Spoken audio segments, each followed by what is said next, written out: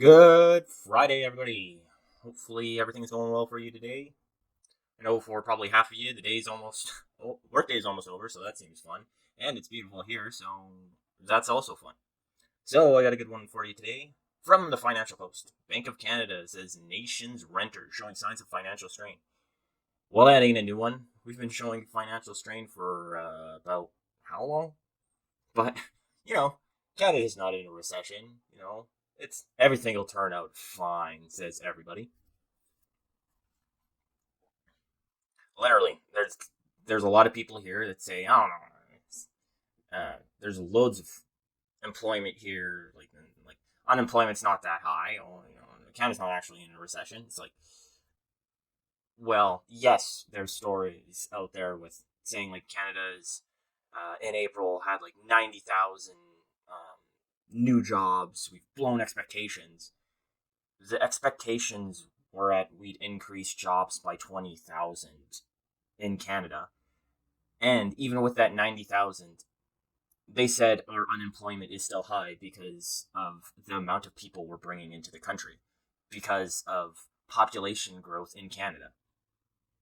So even with that employment growth, we're still in a pickle. So it doesn't particularly matter. Plus, it doesn't say like what kind of jobs did they get. It's sunny right now. Spring has and summer is like on its way, so a lot of that is probably in the restaurant sector. Anyways, let's get going. So the Bank of Canada is raising concerns about the impact of higher interest rates on renters while acknowledging that even as most households appear to be managing increased debt servicing costs, there are still many mortgage holders who face large payment increases when they renew. Uh, yeah, because you guys told all of these people who were thinking of buying a house when interest rates were low that we're gonna keep interest rates low for a long time, and that came from Chris Mecklem, the head of the Bank of Canada. And how long did that last? That lasted like 2 years until they started raising interest rates, and then like from all of those real estate agents, they come out saying, "Oh, this is your final time to buy houses. After this, you'll never be able to buy a house again." When house prices skyrocket to like $1 million. Well, okay, maybe not $1 million, but in some places like $500,000 for a bungalow out in the middle of nowhere. So yeah, people buy that because they think it's like, oh, the last time, like house prices will just keep on going up and they'll never be able to afford a house. So yeah, they get in, and then now with interest rates just rising and rising and rising, they right when their mortgage renews, they're going to be screwed because they won't be able to pay that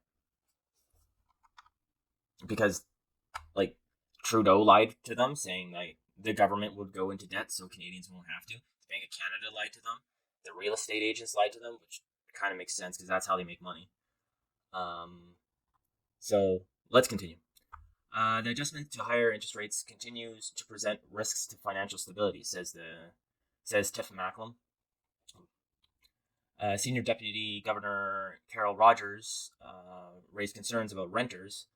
She says after hitting historical lows during the pandemic, households without a mortgage that are behind on credit card and auto loan payments has come back up or surpassed typical levels. Well, yeah, when the price of everything goes up and surpasses the amount of increase you're getting from raises, what did you think was going to happen? Sure, during the great cold of 2020, we got a lot. Well, some of us got a lot of money from the government. Me in particular, sure, I got like the money I got came out of my EI. I went on to some like government program where I could only work a certain amount of hours, and the rest came out of my EI, and then I had to pay it back through taxes or like tax time. So I didn't see any of that slush fund pandemic money. Anyways, so borrowers without mortgages who carry credit card balance of at least 80% of their credit card limit has continued to climb. And can you imagine the interest rates on that? Because interest rates on credit cards, especially like if you only pay the minimum amount, from what I remember, if you only pay like the bare minimum, it's like 24% interest. Now, if you pay a little bit more than the bare minimum, it's like 12. But still, that's nuts.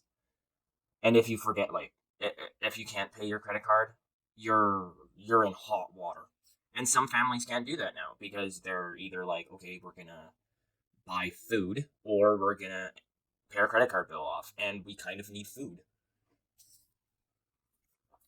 So other issues flagged in the report included stretched valuations of some financial assets, a sharp rise in the use of leverage by non-bank financial sectors, and risk to exposure to commercial real estate. So yeah, pretty much everything everything is tied into commercial real estate. There's been what was it? I think it was like the Ontario Teachers Pension Fund that had massive buildings that they had to sell, like commercial buildings that they had to sell for $1 because nobody would rent the place because we've changed the way we're working. People don't have the money or don't want to commute to work every day. And I know, like, all you boomers are going to be like, oh, you should be going to work, you should be doing this, like, showing up.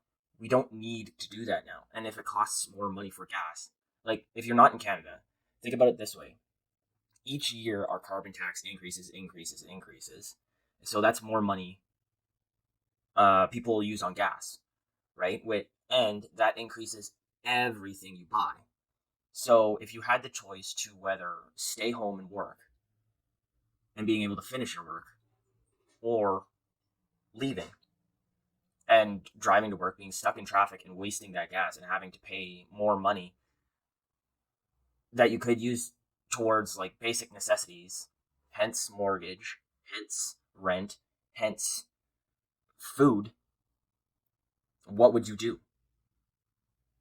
And I know everybody's going to be, or a load of people are going to be like, well, like, you need to show up at the office. Like, that's the typical thing. Everybody back in my day, we always went to work. It's like, you're still at work, just at home, and things aren't as good as they were before, where you could just drive to work and still have the financial benefits of buying food.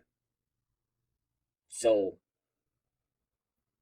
I mean, like I said, it's just not that way anymore, unfortunately.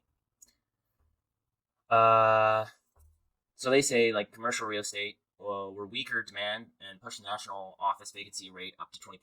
And what also happens there is when, like, downtown gets barren, all of the, like, coffee shops, all the restaurants and stuff like that downtown, they get less people and then they shut down too. So that's an unfortunate aspect of what's happening. Since the Bank of Canada began to increase rates in March 22, payments have increased about half of all outstanding mortgages. And who can afford that? Like, really, who can? Especially with the initial mortgage that they took out. They have a quote here: over the coming years, more borrowers will face pressure as they refinance existing mortgages and higher interest rates, which, yeah, we know. And they say higher debt servicing costs reduce household financial flexibility. And that means people won't be doing frivolous spending. Travel will go down, buying clothes will go down, like, everything will go down. The financial pressure will increase for most households that took out a mortgage during the great cold of 2021 and early 2022, when house prices were close to their peak. And we already talked about that, how, yeah, people were lied to because great. Credit arrears climbing. They go on to say the financial stability report said large banks with healthy capital, say like the big four banks here, TD, depending, because now, like, TD's going through this whole big scandal, where, like, this big money laundering scandal, and also, and then there's CIBC and Royal Bank, and then a Bank of Nova Scotia. The report said small and medium-sized lenders are likely seeing more mortgages in arrears because their borrowers tend to have higher risk profiles, which means higher interest rates. And because they probably didn't have that 20% down, or probably even 10% down, that they needed to get a $500,000 home. So, meaning when they refinance, it's going to be massive, their increase in payments per month. So the financial stability report suggests that the conservative wage increase most borrowers, and then they say, most borrowers should be able to manage, and that some are increasing savings and adjusting payments right now before they're saving right now because they know they're going to be screwed and unable to save when it goes up. And you think that these people are going to have a pay increase the same amount as their mortgage increases? Or I think not. I highly doubt it. Because usually when you get a raise, it's maximum like 7%. So even if, like, say, best case scenario, that's going to be inflated out by the end of the year. You have maybe like 3 months of more income before it gets inflated away. An appetite for risk rising. So they say here pretty much is the banks and everybody they're anticipating that the Bank of Canada is going to lower interest rates. Everybody's saying, interest rates are going to go down. Oh, it must go down. Like, it's going up too high. Oh, the bank paused. This means they might go down, right?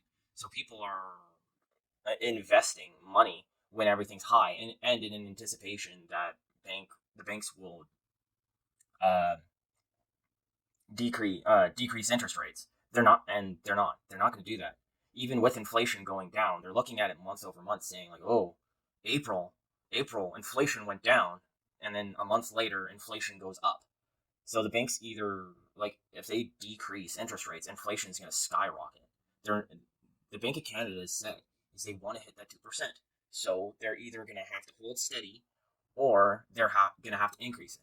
Plus, it also depends on what the Federal Reserve in the U.S. does, because they're our biggest trading partner, and if they raise interest rates, we're going to have to do the same. So, and the U.S. can just print money because they're the petrodollar. Canada's not.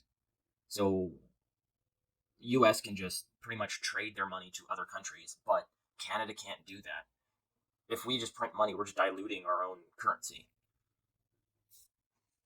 So, to people who think that the Bank of Canada is going to lower interest rates, maybe they might try it for a couple of months. Like, best case scenario, they might try it for a couple. But once inflation skyrockets, because it's going to happen, because economics, they'll bring it back up, and it won't be, oh, we're going to bring it up 1%. It's going to be like, oh, okay, well, this isn't working. We're going to bring it up 3%. We're going to bring it up 4%. I anticipate, but like I said, I'm just a guy ranting on the internet. I'm not an economist. They go here saying the report noted that use of leverage through borrowing in the repo market has risen considerably in the past 12 months, particularly among pension and hedge funds. Oh, yeah. These funds that think they do have enough money because they pretty much just get money from, like, this is what people invest in passively, so they can invest in anything.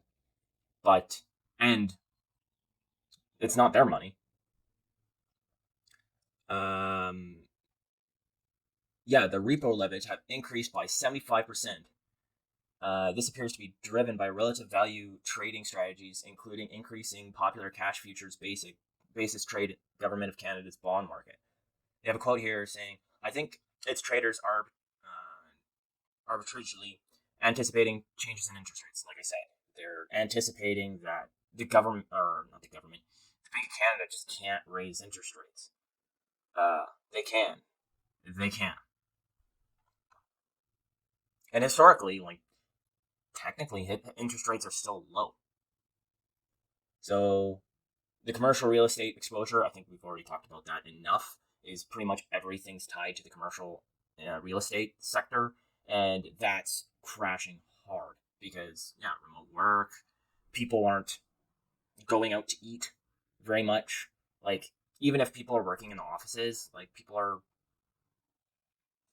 aren't going to restaurants. The government's taxing, increasing taxes on restaurants, and I'm going to emphasize this for restaurants because that's a big portion of the commercial real estate. But government's just increasing taxes on all of these small businesses, and yeah, like I said, restaurants they don't make that much money after everything. So once those things go, I mean, and people move, like, are forced to either smaller communities that are outside of the cities, and I mean forced because of the real estate market, or forced to work remotely, or like people moving out of Canada is a thing now, like just leaving. So yeah, our commercial real estate's crashing already. It's just, but it's not going to get better. And that's about it. I kind of ranted a lot about this. I kind of wanted to leave a lot of this post for you guys to read. I'm trying to stay away from more just like reading the news off word by word and putting my kind of view more into it. So hopefully you guys go to the link below and read this article and get your view on it. Post in the comments below because I'd like to see your guys' input. What do you think the Canadian market's going to do? Do you think the Bank of Canada is going to decrease interest rates? And yeah, like I usually say, even if you don't want to really comment on it, if you could just post a 1 or a 2 down there, that would be awesome. You could also subscribe because I would really like to hit 100 subscribers by the end of the month. Didn't make it last month, but this month would be awesome. And have a good day.